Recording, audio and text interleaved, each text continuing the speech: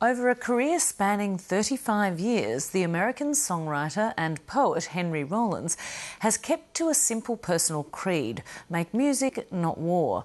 Henry Rollins believes in the power of music to effect real change, and is willing to go to the world's front lines to prove it by touring both Afghanistan and Iraq to entertain US troops. Hamish Fitzsimmons reports. Henry Rollins has pursued art and politics all his career, rising to prominence in the 1980s punk band Black Flag, to smuggling music to spread international goodwill. I did a social experiment many years ago in Iran where I smuggled in a 100-gigabyte hard drive of music, and I gave it to one person who I will not name. I said, do you have the equipment available to distribute these MP3 files all over the country? And he said, yes, I do. I said, then let's get going. Let's let the virus of P-Funk, the Ramones, and Devo take over from this one small hard drive. In the last 10 years, Rollins has entertained US troops in Iraq and Afghanistan and believes more than ever in the power of music. I think the greatest Western import, besides maybe the internet and penicillin and things like that, would be music. Jazz, blues, rock and roll. And just the gift that music is, how it liberates people, how it emboldens people, how it's a great...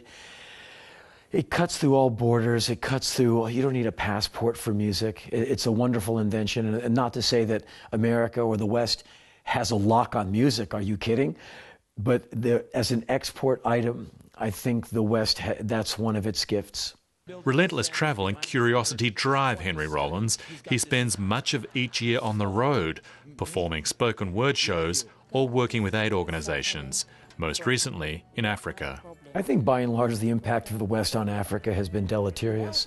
When you really see what Thomas Friedman's great dream of globalization looks like, when you have to walk through it and see little kids walking by with a Slayer t-shirt on, or see some Dinka tribal leader with a Nike baseball cap on, which I've seen.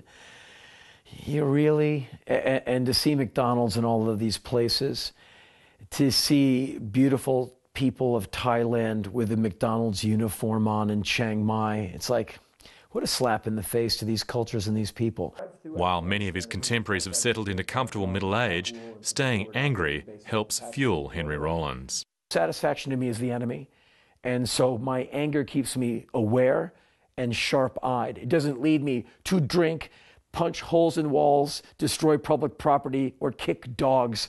Not at all.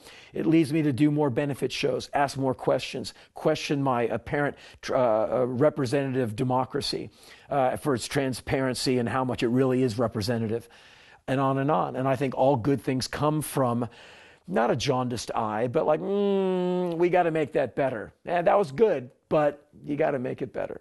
Henry Rollins is currently on the road in Australia. Hamish Fitzsimmons, Lateline.